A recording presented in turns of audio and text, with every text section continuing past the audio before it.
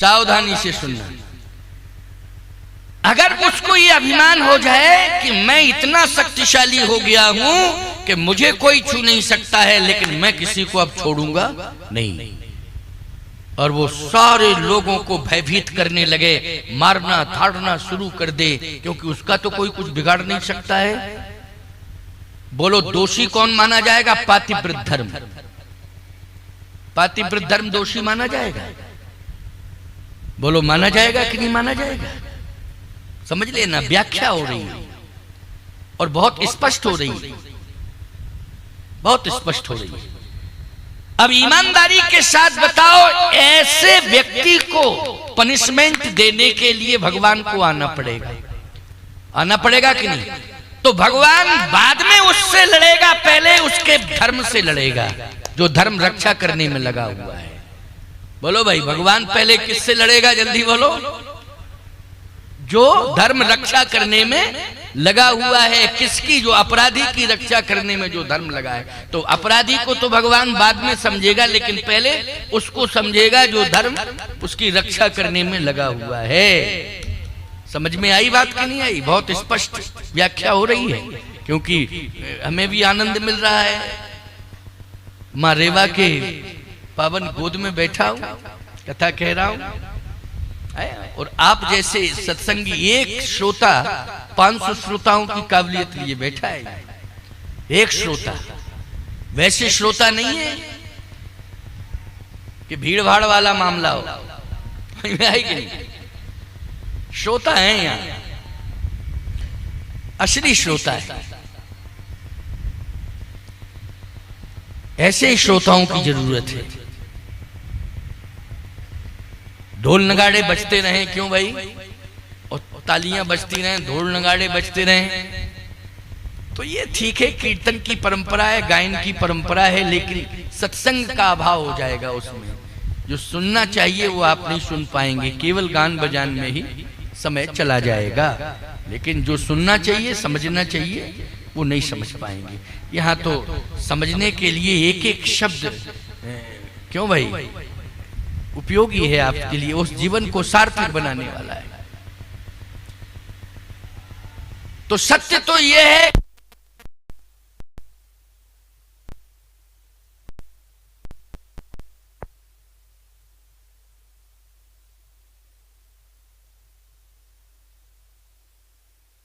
श्री राम श्री राम, जय राम जय जय राम, श्री राम श्री राम, जय राम जय जय राम। छल कर टार उतार सुव्रत, प्रभु सुर कारज कीन। भगवान ने वृंदा को इसलिए दंडित किया क्योंकि तेरा पातिव्रत धर्म अधर्मी की रक्षा करने में लगा है। वृंदा ने कहा, लेकिन मेरा तो वो पति है, आपकी दृष्टि में अधर्मी है, दुनिया की दृष्टि में वो अधर्मी है, लेकिन मेरी दृष्टि में तो मेरा भगवान है।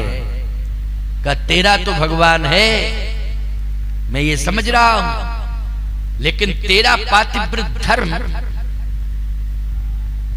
उसको अन्याय करने से क्यों नहीं रोक पा रहा है? क्यों भाई?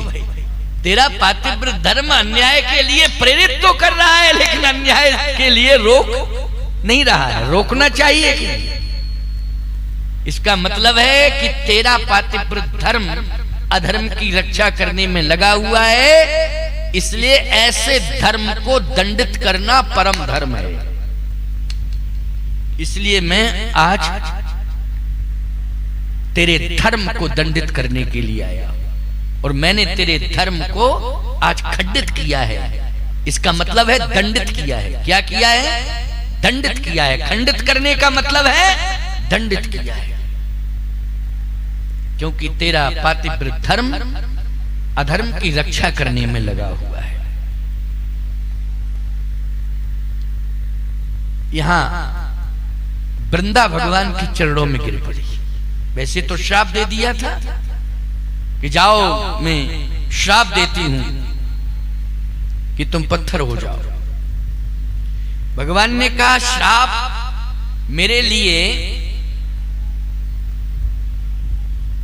विनाश का कारण नहीं है, श्राप मेरे लिए सम्मान का कारण बन गया है। किसका कारण? सम्मान का कारण। क्यों? तूने मुझे श्राप दे दिया, मेरा एक और अवतार हो गया, मैं शालिग्राम बन गया। क्यों भाई, क्या बन गया? शालिग्राम बन गया। एक अवतार मेरा और हो गया, वो तेरे श्राप के कारण हो रहा है।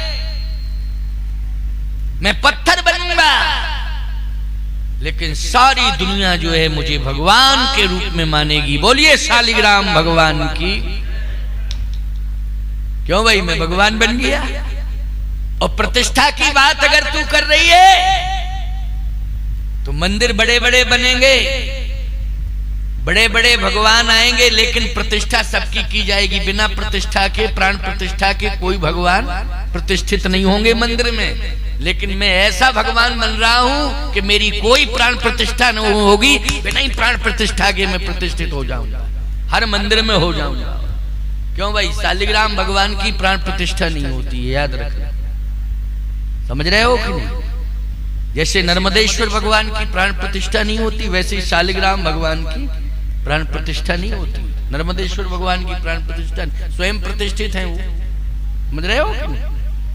वैसे ही शालिग्राम भगवान की प्रतिष्ठा नहीं होती है। सीधे आप ले आइए मुक्तिनाथ से और रख दीजिए, बस पूजा करने लगिए। बड़े बड़े विग्रह स्थापित होंगे, लेकिन मूल रूप से अभिषेक शालिग्राम भगवान का ही होगा। मूल रूप से पूजा किसकी होती है हर मंदिर में? शालिग्राम भगवान की होती है। चरणोदक किसका लेते हो? शालिग्राम भगवान का लेते हो। तो सबसे ज्यादा पूजा किसकी होती है मंदिर में? शालिग्राम भगवान की होती है। और ये शालिग्राम भगवान को जन्म किसने दिया है? बोलो, प्रकट किसने कराया है? किसकी साधना से प्रकट हुए हैं? मैं कहता हूं ये श्राप नहीं, ये साधना है। क्यों भाई, ये श्राप नहीं है वृंदा का, ये तो वृंदा की साधना है। उस साधना से शालिग्राम भगवान प्रकट हो गए। और सुनिए, वृंदा की वो साधना, भगवान ने कहा कि तूने अगर अपनी भूल को स्वीकार कर लिया है तो निश्चित रूप से तू पतिव्रता है। अगर तू भूल को स्वीकार कर रही है तो तेरे अन्यायी पति का तो वध हो चुका है। लेकिन अगर तू प्रायश्चित कर रही है तो मैं तुझे स्वीकार कर रहा हूं, मैं तुझे स्वीकार कर रहा हूं। मैं अगर वर्ण करूंगा संसार में तो शालिग्राम अगर वर्ण करेगा तो वृंदा जब तू तुलसी बन जाएगी तो तुझे ही वर्ण करेगा और दुनिया में किसी को नहीं करेगा, केवल तुझे ही वर्ण करेगा। तो शालिग्राम भगवान ने किसको वर्ण किया है? तुलसी को। बोलो, किया है कि नहीं? और यही वृंदा क्या बनी? तुलसी बनी। कहने का तात्पर्य मेरा यह है कि इसमें भ्रमित होने की आवश्यकता नहीं है। भगवान कभी कोई अपराध करता नहीं है, वो तो अपराधियों को दंडित करने के लिए आता है। दुनिया को लगता है कि अपराध कर रहा है, लेकिन अपराधियों को दंडित करने के लिए वो परमात्मा आता है। लेकिन यहाँ भूल क्या है? यहाँ भूल यह है कि अहिल्या जी ने इंद्र को श्राप नहीं दिया। यहाँ ये भूल हो गई ना भूल। लेकिन एक घड़ी आधी घड़ी आधव में पुण्याध, तुलसी संगत साधु की हरे कोटि अपराध। तुलसी संगत साधु की अहिल्या जी को सत्संग मिल गया। किसका सत्संग? विश्वामित्र जी का सत्संग मिल गया। किसका सत्संग मिल गया? विश्वामित्र जी का, क्योंकि पड़ी है शिला के रूप में पड़ी है, पाषाण बन के पड़ी है। श्राप किसने दिया? बोले, श्राप दिया गौतम ऋषि ने। जा तू पत्थर की हो जा। इंद्र से कहा तू शास्त्र योनिज हो जा। अहिल्या पत्थर की हो गई। इंद्र रोगी हो गया। क्या हो गया? रोम रोम में रक्तस्राव होने लगा, रोगी हो गया, रोगी हो गया। तू पत्थर की हो जा। वो पत्थर की हो गई, लेकिन पड़ी श्राप को स्वीकार कर लिया, शिरोधारी कर लिया। वृंदा ने जैसे भगवान को श्राप दिया है, वैसे अहिल्या भी गौतम को श्राप दे सकती थी। भाई गौतम ने अगर श्राप दिया अहिल्या को, तो क्रोध में आकर के बोलो भाई श्राप दे सकती थी कि नहीं? अहिल्या में भी ताकत है, वो भी तपस्विनी है, श्राप दे सकती थी गौतम को। लेकिन नहीं, उसने स्वीकार कर लिया, श्राप को स्वीकार किया कि नहीं? इसका मतलब क्या है? वो महसूस कर रही है कि मुझसे भूल हुई है। महसूस क्या कर रही है? कि मुझसे भूल हुई है, और भूल हुई है तो मैं स्वीकार कर रही हूं और प्रायश्चित भी करूंगी। इसका मतलब क्या हुआ है? कोई अगर भूल हो जाए तो उससे पहले स्वीकार करो, और स्वीकार करने के बाद प्रायश्चित पूर्ण हो जाएगा। और प्रायश्चित जब पूर्ण होगा तो निश्चित रूप से फिर भगवान की जिम्मेवारी है कि उस अपराध से वो मुक्त करे आप। फिर किसकी जिम्मेवारी है? भगवान की जिम्मेवारी है कि वो मुक्त करे। लेकिन इसके लिए आपको सत्संग की जरूरत पड़ेगी, संत के पास जाना पड़ेगा, सत्संग सुनना पड़ेगा, इतना तो करना ही पड़ेगा। लेकिन अहिल्या चल फिर नहीं सकती है, पत्थर की है ना। क्यों भाई? पत्थर तो एक ही जगह रहता है, वो चल फिर नहीं सकती है, कहीं जा नहीं सकती है। लेकिन उसने भूल को स्वीकार किया, पत्थर की हो गई। तो विश्वामित्र जी स्वयं चल के आए। बोलो चल के आए कि नहीं आए?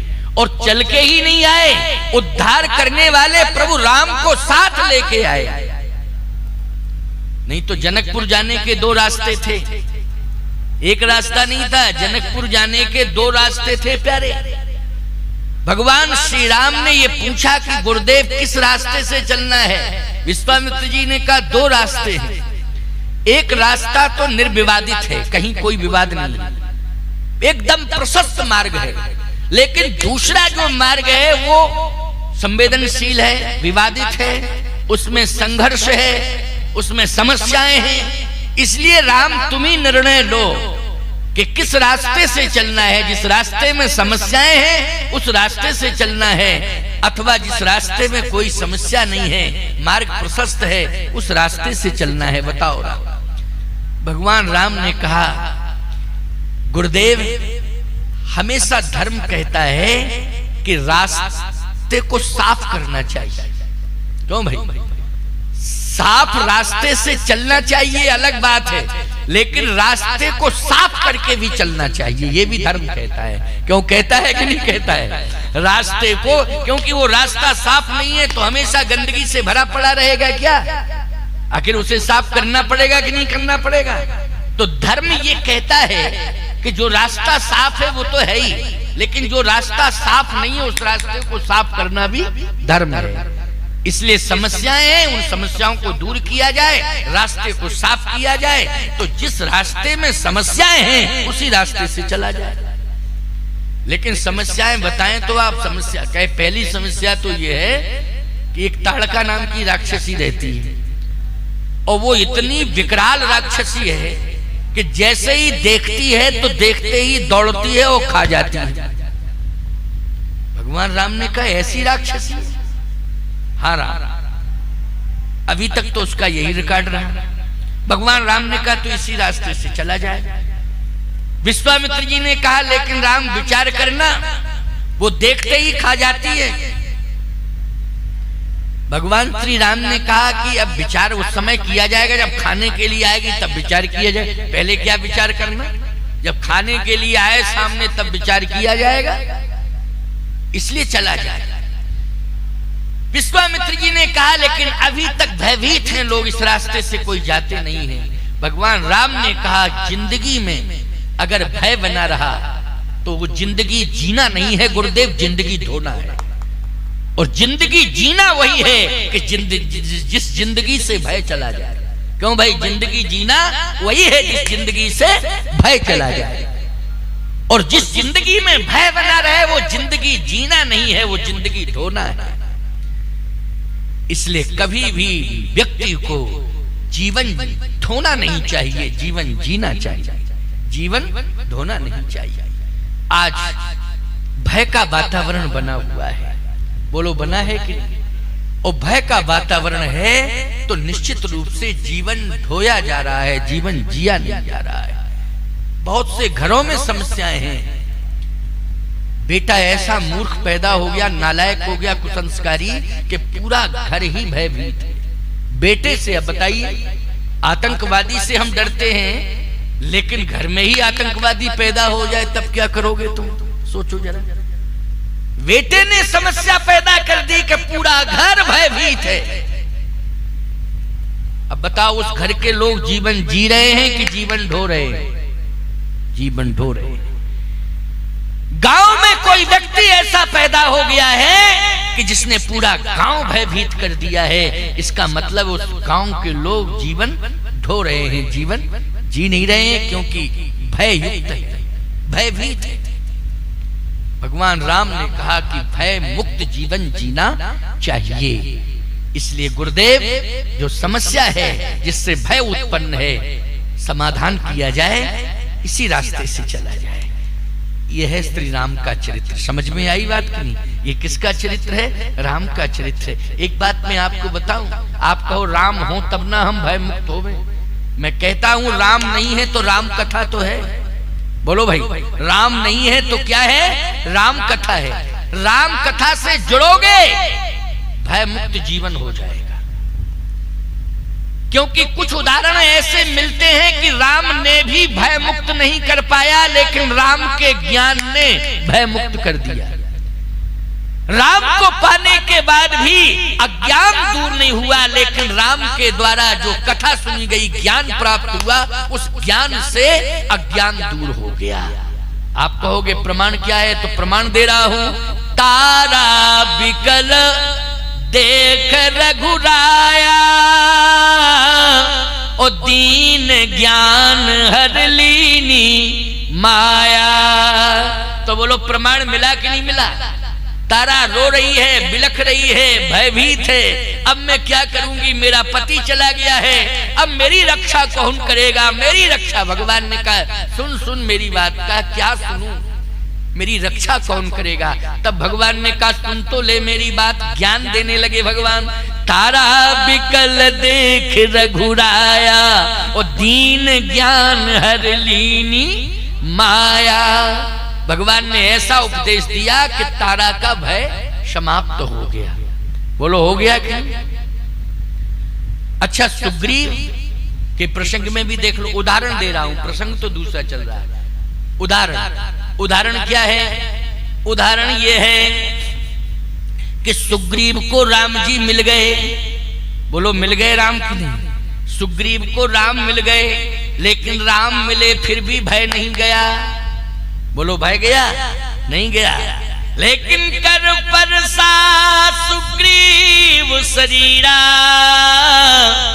तन भाकुलस गई सब पीड़ा। भगवान ने उपदेश दिया और अपना हाथ रख दिया, हाथ रख दिया, उपदेश दिया, उसका भय चला गया। सारी की सारी जितनी भय की स्थितियां परिस्थितियां थी सब दूर हो गई, भय मुक्त हो गया और बाली से लड़ने के लिए तैयार हो गया। पहले नहीं जा रहा था। क्यों नहीं जा रहा था? क्योंकि भयभीत था। और भगवान ने जब उपदेश दिया उसे, आश्वासन मानी उपदेश, आश्वासन उपदेश दिया, हाथ रखा, उसकी समझ में आया, भय मुक्त हो गया और जाके बाली से संघर्ष करने लगा।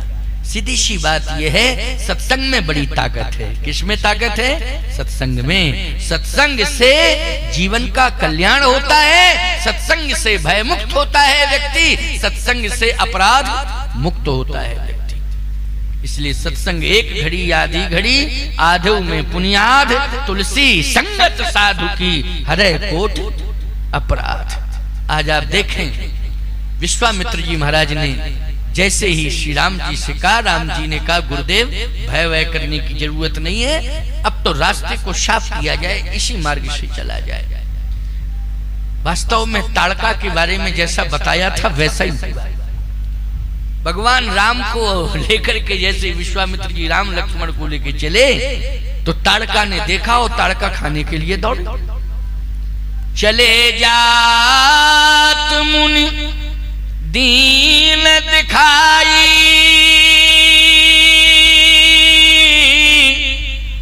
सुन ताड़िका क्रोध कर धाई, एक ही बान प्राण हर लीला, ओ दीन जान तही निज पद दीना। भगवान ने कहा गुरुजी पहले आप स्पष्टीकरण दो, समस्या का समाधान हुआ कि नहीं हुआ? रास्ता साफ हो गया? कहे हाँ हो तो गया रास्ता साफ। भगवान ने कहा गुरुदेव दो लाभ हुए हैं, एक तो भय मुक्त रास्ता हो गया और दूसरी बात यह है कि परलोक जाने का इसका भी रास्ता साफ हो गया। दीन जानता ही निज पद दीना। बोलो भाई परलोक का रास्ता साफ हो गया कि नहीं हो गया? ताड़का का यदि राम जी के वाण से न मारी जाती तो परलोक पहुंचती? बोलो भाई पहुंचती क्या? भगवान का धाम तो नहीं मिलता है, याद रखना। राक्षसी थी कहां से मिल जाता है? लेकिन इसका परलोक का लोक का मार्ग प्रशस्त हो गया और परलोक का मार्ग इसके लिए प्रशस्त हो गया। इसलिए चले जात मुनि दीन दिखाई, और सुन ताड़का क्रोध कर धाई, एक ही बान प्राण हर लीना, और दीन जान तहि निज पद दीना। रास्ते दोनों साफ हो गए, लोक का भी और परलोक का भी।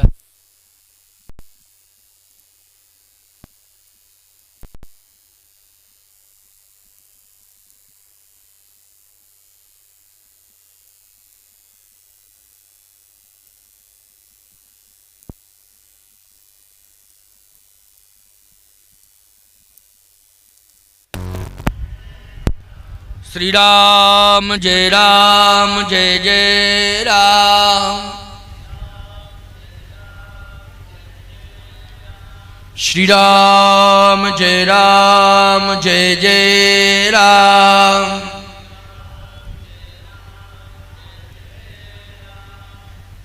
सावधान, एक समस्या का समाधान हुआ। दूसरी समस्या क्या है? यज्ञ की। यज्ञ हो रहा है लेकिन भय है। किसका भय है? मारीच स्वभाव ना आ जाए। बोलो है भय है। जहां भय का वातावरण बना रहेगा वहां पर कोई कार्य सफल नहीं होगा। भय मुक्त वातावरण होना चाहिए, और भय मुक्त वातावरण में सत्य कह रहा हूं आपसे कि दो ही हैं इसके लिए, एक तो राम और राम की कथा। ये दो ही भय मुक्त कर सकते हैं और कोई तीसरा उपाय ही नहीं। इसलिए आपको मालूम है कि यज्ञ तब तक सफल नहीं हो पाया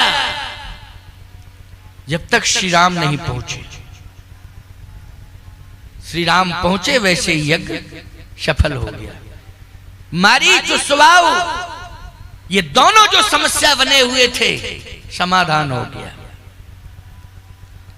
सीधी सी बात यह है, साधु ऐसा होना चाहिए जिसके जीवन में सत्संग हो, और सत्संग ऐसा होना चाहिए जिससे साधु जुड़ा हो, और साधु ऐसा होना चाहिए जिससे सत्संग आता हो। समझ में आई बात कि नहीं? ऐसा साधु होना चाहिए, नहीं तो साधु तो बहुत है। उन साधुओं ने जो है गांजे के अड्डे बना रखे। हाँ, कुंटलों गांजा पी जाता है साहब। अब बताओ भाई, मैं कहता हूं गांजा हुआ, अफीम हुआ, चरस हुआ, भांग हुआ, बोलो ये शरीर का संतुलन बनाते हैं कि संतुलन बिगाड़ते हैं? पहले ये बताओ। ये संतुलन बिगाड़ते, बनाते नहीं है संतुलन। मैं बिल्कुल सत्य कह रहा हूं। मैं जब बहुत छोटा था, साधु हुआ 10 साल की उम्र में तो साधु हो गया था, तो मैं साधुओं के बीच में गया तो ऐसे भी साधु मिले जहां 10-10, 20-20 साधु बैठे हैं और चिलम चल रही है। वहां केवल धुआं ही धुआं, दुर्गंध ही दुर्गंध रहती थी। लेकिन सत्य कह रहा हूं कि मुझे बचाया है, सत्संग ने बचाया है। असर बिल्कुल नहीं पड़ा। अभी तक इस शरीर से केवल लौंग इलायची का प्रयोग हुआ है खाने में। कभी कोई मादक वस्तु का सेवन अभी तक नहीं किया है। बोलो किसने बचाया है? सत्संग ने बचाया। मेरा स्वभाव था कि मैं नित्य सत्संग सुनता था, सत्संग सुनता था, और ऐसे साधुओं में ऐसे साधु के पास जाता था जहां सत्संग होता था।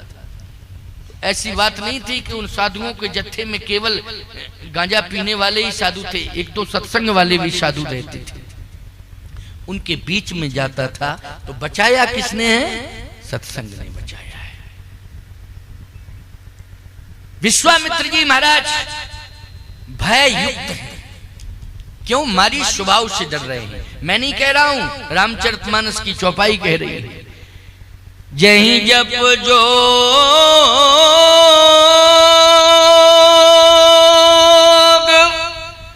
जग मुनि करही,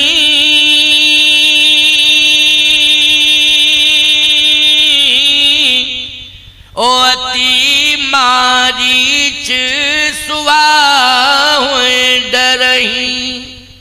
डरही का अर्थ क्या है? भय युक्त। बोलो भाई, डरने का मतलब है भय युक्त। भय ही भय है। किसका भय है? मारीच और सुबाहु का भय है। भगवान राम ने कहा कि अब चिंता करने की जरूरत नहीं है, आप तो यज्ञ करो। आपके भय को मैं दूर कर रहा हूं, आपके भय को मैं दूर कर रहा हूं, आप यज्ञ करो। जो राम से जुड़ेगा, राम कथा से जुड़ेगा, उसका जीवन भय मुक्त होगा। और जो राम कथा से दूर रहेगा, उसका जीवन भय युक्त हो जाएगा। भय मुक्त जीवन जीना है, भय युक्त जीवन नहीं जीना है। भगवान श्री राम ने कहा कि अब भय मुक्त हो जाओ, मैं यज्ञ की रक्षा करूंगा, आप तो यज्ञ करो। आपको इधर उधर देखना ही नहीं, आप यज्ञ करो।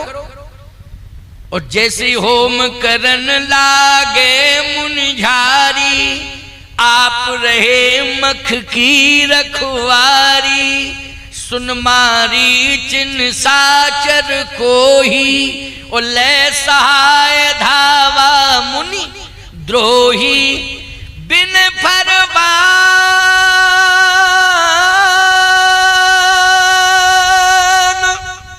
राम तहि मारा,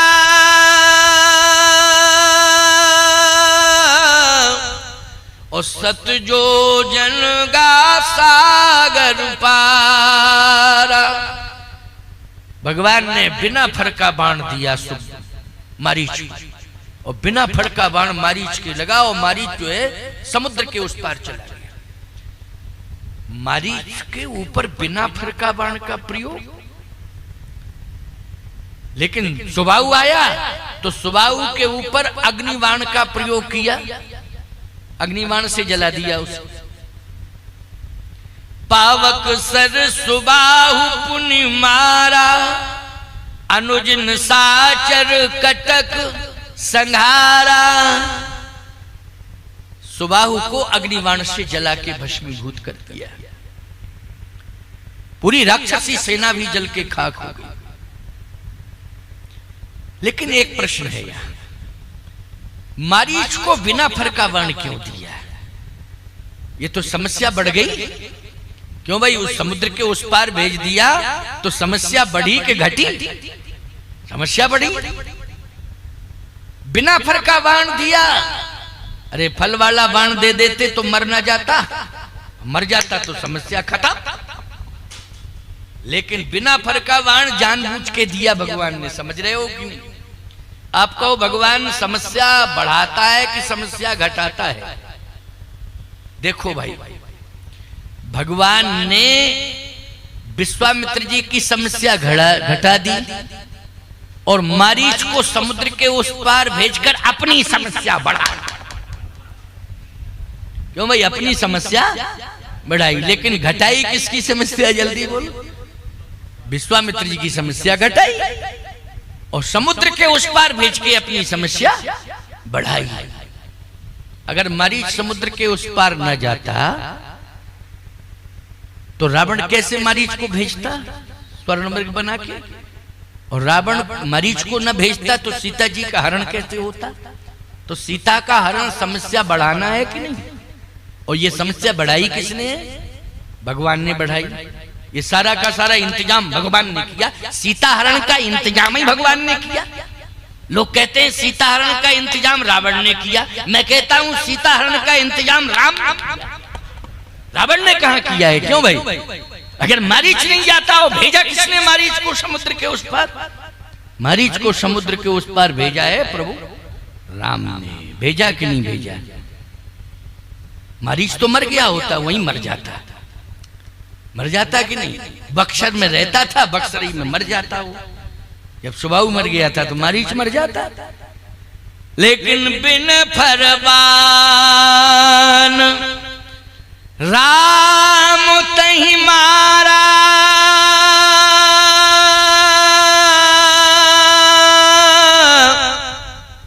और सत्य जो जनगा सागर पारा। भगवान श्री राम ने कहा कि आज मैं मिथिला जा रहा हूं तो सीता को पाने के लिए जा रहा हूं, और सीता को पाने के लिए जा रहा हूं इसका मतलब जितनी बड़ी से बड़ी समस्याएं हैं उन सारी समस्याओं को मैं अकेला दूर नहीं कर पाऊंगा जब तक सीता मुझे नहीं मिल जाएगी। सीता और राम दोनों मिलकर समस्याओं को दूर करेंगे, है ना? और याद रखना, किसी की भी समस्या को आप दूर करने जाएंगे तो पहले आपको समस्याओं में फंसना पड़ेगा, आपको समस्याओं से जूझना पड़ेगा।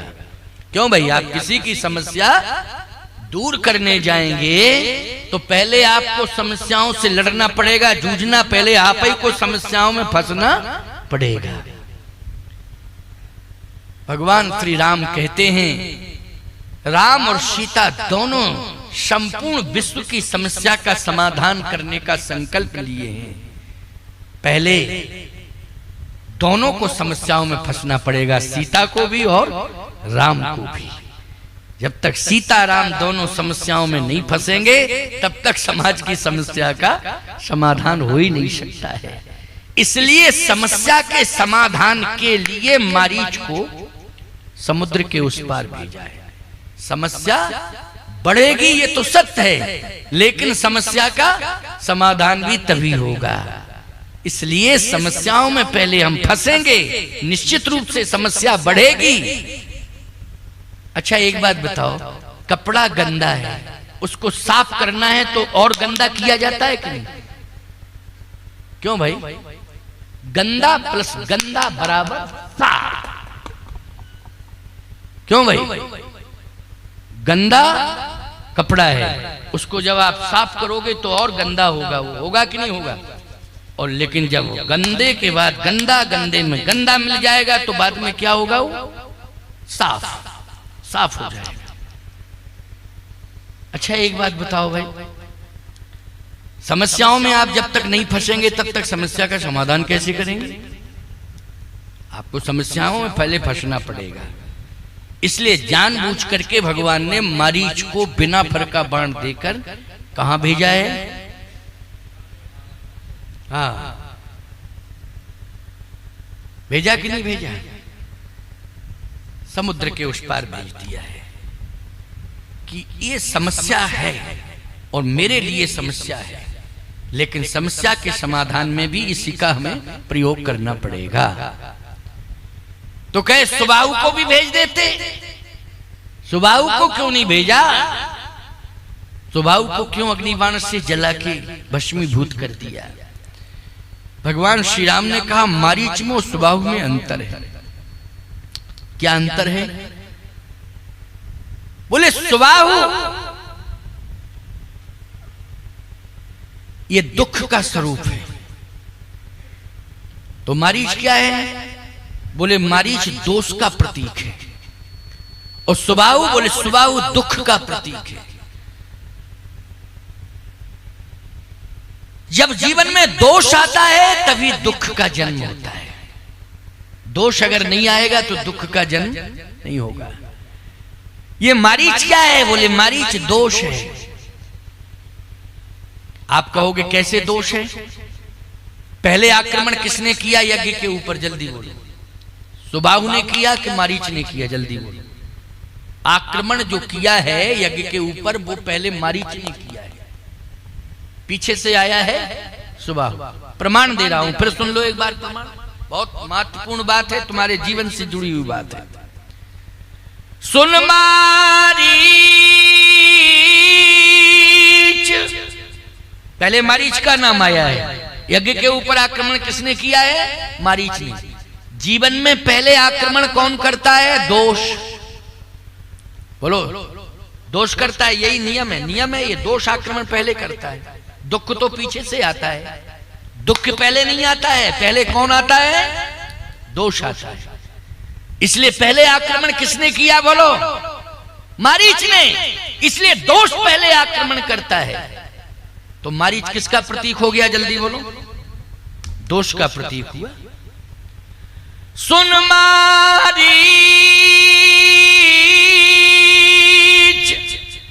निशाचर को ही